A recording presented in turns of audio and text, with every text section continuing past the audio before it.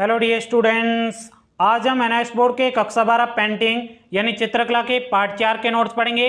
इससे पहले की क्लास में हमने तीनों चैप्टर की इंपॉर्टेंट क्लास ले ली है। यदि आपने उस क्लास को नहीं देखा है तो उसका लिंक आपको डिस्क्रिप्शन बोर्ड में दिए गए। चलेगा, आज की क्लास को स्टार्ट करते हैं। पहला हमारा इंपॉर्टेंट प्रश्न है, महिषासुर मर्दिनी मूर्ति किस शैली की है? ये प्रश्न आपके पिछले साल एनआईएस बोर्ड में पूछा गया है, इसलिए आप इस प्रश्न के उत्तर को अभी का भी जरूर याद करिएगा। तो इस प्रश्न का उत्तर है, महिषासुर मर्दिनी की मूर्ति राष्ट्रकूट शैली की है। कौन सी शैली की है? राष्ट्रकूट शैली की है। चलेगा, बढ़ते हैं अगले प्रश्न की तरफ। अगला आपके दूसरा प्रश्न है, जिसमें कहा जा रहा है महिषासुर मर्दिनी की मूर्ति कहाँ है? तो इस प्रश्न का उत्तर है, महिषासुर मर्दिनी की मूर्ति कैलाश मंदिर, एलोरा, महाराष्ट्र में है। कहाँ पे है? कैलाश मंदिर, एलोरा, महाराष्ट्र में है।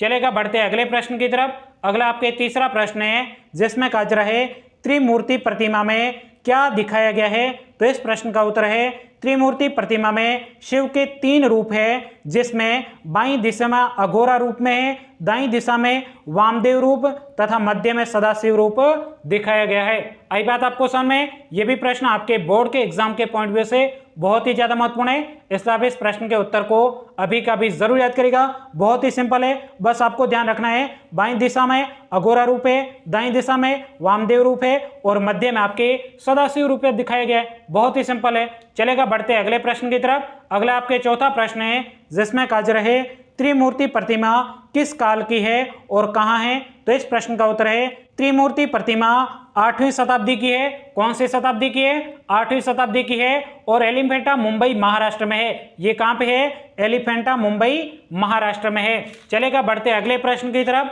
अगला आपके पांचवा प्रश्न है, जिसमें कहा जा रहा है कांडीर्य महादेव का मंदिर किस शैली का एक सुंदरतम नमूना है? यह भी प्रश्न आपके बोर्ड के एग्जाम के पॉइंट व्यू से बहुत ही ज्यादा महत्वपूर्ण है, इसलिए आप इस प्रश्न के उत्तर को अभी का भी जरूर याद करेगा। तो इस प्रश्न का उत्तर है, कांडीर्य महादेव का मंदिर बेसरा शैली का एक सुंदरतम नमूना है।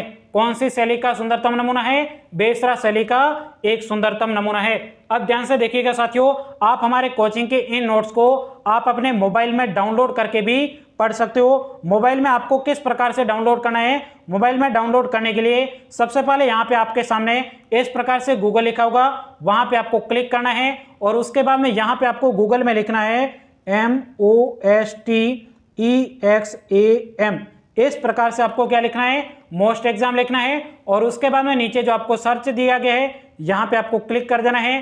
क्लिक करने के बाद में इस प्रकार से आपके सामने मोस्ट एग्जाम लिखा होगा, यहाँ पे भी आपको क्लिक कर देना है। यहाँ पे क्लिक करने के बाद में यहाँ पे आपको थोड़ा नीचे आना है। यहाँ पे देखिएगा लिखा हुआ एनआईएस बोर्ड, यहाँ पे आपको कक्षा 12वीं के नोट्स देखने हैं, तो इसके ऊपर आपको सिंपल तरीके से क्लिक कर देना है। तो यहाँ पे मैं क्लिक कर देता हूँ। क्लिक करने के बाद में इस प्रकार से आपके सामने एनआईएस बोर्ड के कक्षा 12 के सभी विषयों के नोट्स खुलेंगे।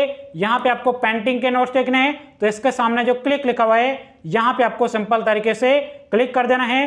क्लिक करने के बाद में इस प्रकार से आपके सामने एनआईएस बोर्ड के पेंटिंग के सभी चैप्टर के नोट्स खुल जाएंगे। यहाँ पे आपको चौथे चैप्टर के नोट्स खोलने हैं, तो इसके सामने जो क्लिक लिखा हुआ है यहाँ पे आपको सिंपल तरीके से क्लिक कर देना है। जैसे ही क्लिक करोगे उसके बाद में इस प्रकार से आपके सामने एनआईएस बोर्ड के कक्षा 12 पेंटिंग यानी चित्रकला के चैप्टर नंबर 4 के नोट्स खुल जाएंगे। तो यहाँ पर आकर सभी चैप्टर के नोट्स आप एक साथ में भी पढ़ सकते हो। चलेगा, बढ़ते अगले प्रश्न की तरफ। अगला आपके छठा प्रश्न है, जिसमें कहा जा रहा है कांडीर्य महादेव का मंदिर कैसे सजाया गया है? यह भी प्रश्न आपके बोर्ड के एग्जाम के पॉइंट व्यू से बहुत ही ज्यादा महत्वपूर्ण है, इसलिए आप इस प्रश्न के उत्तर को अभी का भी जरूर याद करेगा। तो इस प्रश्न का उत्तर है, कांडीर्य महादेव के मंदिर का बाहरी भाग खचाखच मूर्तियों द्वारा सजाया गया है, परंतु अंदर की दीवारें सादी तथा खाली रखी गई है। बहुत ही सिंपल प्रश्न है, आपको इतना ध्यान रखना है, जो बाहरी भाग है वो खचाखच मूर्तियों द्वारा सजाया गया है, परंतु जो अंदर की दीवारें हैं वो सादी तथा खाली रखी गई है। बहुत ही सिंपल था प्रश्न का उत्तर। चलेगा, बढ़ते अगले प्रश्न की तरफ। अगला आपके सातवां प्रश्न है, जिसमें कहा जा रहा है प्राचीन और मध्य काल में भारतीय मूर्ति कला का उपयोग किसके लिए होता था? तो इस प्रश्न का उत्तर है, प्राचीन और मध्य काल में भारतीय मूर्ति कला का उपयोग मुख्य रूप से मंदिरों को सजाने के लिए होता था। मुख्य रूप से किसमें होता था? मंदिरों को सजाने के लिए होता था। अब ध्यान से देखिएगा साथियों, अभी तक भी आपने इस वीडियो को लाइक नहीं किया है तो सबसे पहले आप वीडियो को लाइक कर दीजिएगा, क्योंकि आप बाद में भूल जाओगे। और चैनल को सब्सक्राइब नहीं किया है तो चैनल को भी सब्सक्राइब कर दीजिएगा, क्योंकि हम और सब्जेक्ट के हमारे कोचिंग के जैसे ही नोट्स अपलोड करेंगे उसकी जानकारी आपको सबसे पहले मिल जाएगी। चलेगा, बढ़ते अगले प्रश्न की तरफ। अगला आपके 8वां प्रश्न है, जिसमें कहा जा रहा है कांडीर्य महादेव मंदिर क्यों प्रसिद्ध है। यह भी प्रश्न आपके बोर्ड के एग्जाम के पॉइंट व्यू से बहुत ही ज्यादा महत्वपूर्ण है, इसलिए आप इस प्रश्न के उत्तर को अभी का भी जरूर याद करेगा। तो इस प्रश्न का उत्तर है कांडीर्य महादेव मंदिर खजुराहो में बनाए गए मंदिरों में सबसे विशाल एवं सुंदर है तथा बेसरी शैली में बनाया गया है। यह मंदिर देखने योग्य है, इसलिए आपके कांडीर्य महादेव मंदिर प्रसिद्ध है। आई बात आपको समझ में? तो आपके इस चौथे पार्ट के इतने ही इंपॉर्टेंट नोट्स बनते थे। अब हम अगली क्लास में इस 5वें पार्ट के नोट्स के साथ में मिलेंगे। तब तक के लिए जय हिंद, जय भारत।